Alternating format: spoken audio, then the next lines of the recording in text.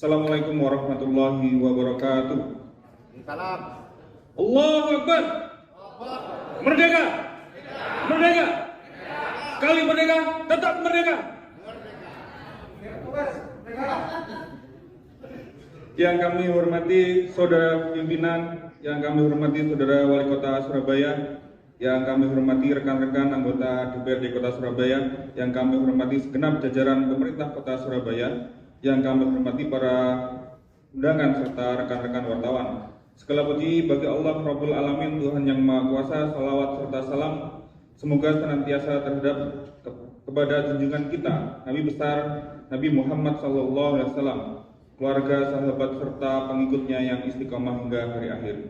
Saudara pimpinan, saudara wali kota, hadirin yang terhormat, sebelum menyampaikan pendapat akhir, izinkan kami menyampaikan ucapan selamat Hari Pahlawan 2023. Semoga pengorbanan dan perjuangan para pahlawan kita, para syuhada, para pendahulu kita diterima di sisi Allah Subhanahu wa Ta'ala, Tuhan yang Maha Kuasa, dan kita sebagai generasi penerus bangsa dapat diberikan kekuatan untuk melanjutkan estafet perjuangan menuju cita-cita proklamasi kemerdekaan 1945 dengan mewarisi keberanian dan kegigihan arek-arek Surabaya. Saudara pimpinan, saudara wali kota, hadirin yang berbahagia, pertama-tama kami sampaikan terima kasih atas jawaban, penjelasan, maupun pemaparan dari saudara wali kota bersama segenap jajaran pemerintah kota dalam proses pembahasan rancangan peraturan daerah tentang APBD tahun 2023 ini mengenai peningkatan indeks pembangunan manusia (IPM) yang dilakukan melalui peningkatan kualitas pendidikan dengan alokasi anggaran 20,6% dari RAPBD 2023. Kami menilai angka ini masih terlalu kecil, sangat mepet dengan ketentuan konstitusi dalam porsi anggaran pendidikan yakni 20%. Sementara kondisi pandemi membuat kualitas pendidikan kita diakui atau tidak mengalami kemunduran. Di samping itu, pandemi juga memberikan pelajaran bagi kita untuk melakukan transformasi digital dalam proses pendidikan. Pemerintah kota mestinya bisa menganggarkan belanja yang lebih besar bagi keberhasilan transformasi digital di dunia pendidikan. Kemudian mengenai peningkatan IPM yang juga dilakukan dengan peningkatan kualitas kesehatan dengan alokasi anggaran 22,03% dari RAPBD 2023, kami ingatkan agar bisa juga dialokasikan dengan seksama untuk mengatasi gizi buruk dan mengatasi stunting. Dengan menurunnya kasus gizi buruk dan menurunnya tingkat prevalensi stunting, kita berharap kualitas SDM warga Surabaya akan jauh meningkat di masa yang akan datang. Selain itu, peningkatan IPM yang dilakukan pula dengan peningkatan taraf kehidupan yang layak melalui pelatihan kerja, pelatihan usaha, dan program padat karya.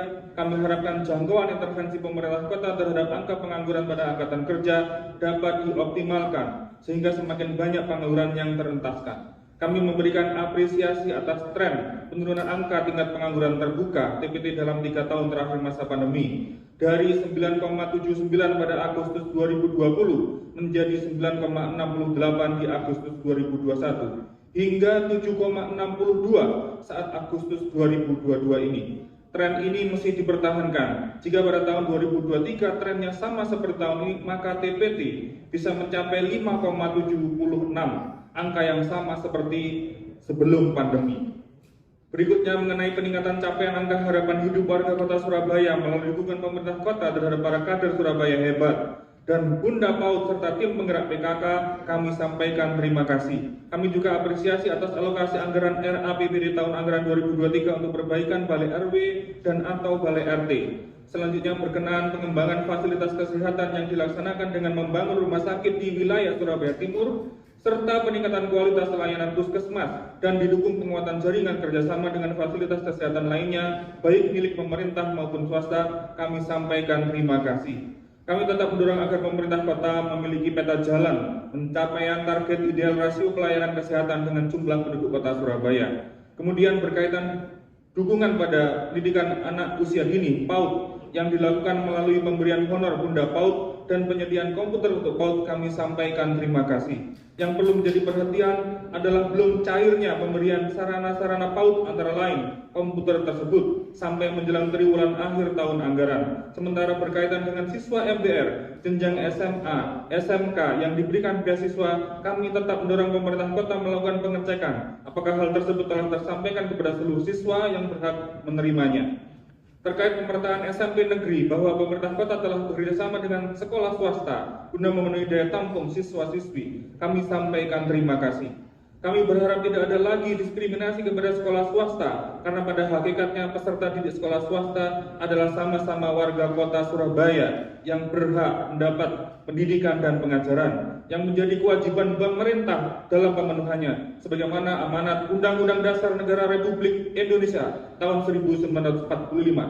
Berkaitan alokasi anggaran terhadap upaya pemberian kehidupan yang lebih layak dilakukan melalui intervensi perbaikan rumah tidak layak huni, penyediaan jamban, dan penyediaan rumah susun, kami sampaikan terima kasih.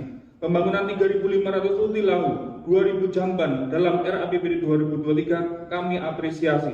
Sedangkan pembangunan rusunawa yang tidak teranggarkan kami harapkan dapat dicarikan solusinya terhadap antrian sejumlah besar warga yang sangat berharap mendapatkan pemukiman.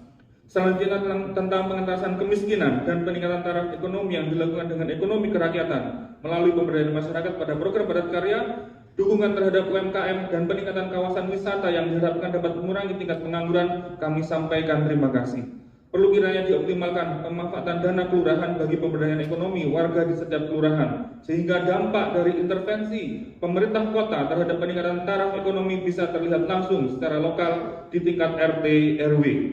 Terkait pemanfaatan aset Pemkot untuk program padat karya yang akan dilaksanakan lebih luas dan merata di seluruh kawasan, kami sampaikan terima kasih. Kami berharap tidak ada lagi aset Pemkot yang tidur dan hanya terpasang papan nama milik Pemkot. Setiap aset Pemkot harus bisa dirasakan kemanfaatannya bagi warga kota. Berikutnya soal pembangunan maupun perbaikan fasilitas bagi pesepeda dan pejalan kaki, serta perbaikan taman dilakukan melalui penambahan jalur sepeda, pembangunan jalur pedestrian, dan pemeliharaan taman dengan didukung pemasangan PJU yang memadai. Kami sampaikan terima kasih. Pada kesempatan ini, izinkan kami menyampaikan berbagai aspirasi warga yang mengeluhkan pembangunan jalan dan saluran banyak yang menimbulkan kerusakan, genangan, dan tumpukan material yang menyebabkan kemacetan dan berpotensi menyebabkan kecelakaan. Oleh karena itu perlu kiranya proses pembangunan dilaksanakan dengan lebih efektif dan efisien secara modern sehingga tidak menimbulkan ketidaknyamanan warga. Berkenan dengan akan diwujudkannya kawasan-kawasan wisata baru dengan memanfaatkan sumber daya alam yang ada, kami sampaikan terima kasih. Potensi kampung wisata di berbagai kawasan Surabaya yang mulai menggeliat hendaknya bisa disinergikan dengan program-program pemerintah kota yang dianggarkan dalam RAPBD 2023. Terkait alokasi anggaran untuk penyediaan angkutan feeder yang melayani 2 koridor untuk menunjang Surabaya Bus, Trans Semanggi Surabaya, kami sampaikan terima kasih. Kami harapkan pelaksanaan anggaran tersebut dapat secepatnya dilakukan pada awal tahun anggaran 2023 agar wajah transportasi massal Surabaya yang lebih aman, nyaman, dan terjangkau dapat segera terrealisasi. Selanjutnya berhubungan dengan upaya penanggulangan banjir yang dilakukan melalui pengelolaan dan pengembangan sistem drainase dengan melaksanakan pembangunan sistem drainase yang terintegrasi, pembangunan rumah pompa, pembuatan bosen, penambahan kapasitas pompa, serta melaksanakan pembelian rutin sarana dan prasarana drainase adalah sejalan dengan pandangan yang telah kami sampaikan. Untuk itu kami ucapkan terima kasih. Kami harapkan banjir rob yang melanda beberapa kawasan di Surabaya Utara dan Surabaya Timur yang sejak 20 tahun ini melanda warga tiap tahunnya dapat diatasi dan tidak terjadi lagi. Saudara pimpinan, saudara wali kota, hadirin yang budiman, berdasarkan pembahasan yang telah bersama antara DPRD dan pemerintah kota, serta memperhatikan catatan-catatan yang telah kami sampaikan di atas, maka dengan mengucap Bismillahirrahmanirrahim, fraksi Partai Keadilan Sejahtera menyatakan dapat menerima rancangan peraturan daerah Kota Surabaya tentang anggaran pendapatan dan belanja daerah tahun 2023 untuk ditetapkan menjadi peraturan daerah. Demikianlah pendapat akhir fraksi Partai Keadilan Sejahtera terhadap rancangan peraturan daerah tentang anggaran pendapatan dan belanja daerah tahun anggaran 2023. Terima kasih atas segala perhatian. Wassalamualaikum warahmatullahi wabarakatuh. Surabaya 9 November 2022, fraksi Partai Keadilan Sejahtera DPRD Kota Pahlawan, Cahyo Siswa Utomo ST, Ketua dan Juru Bicara.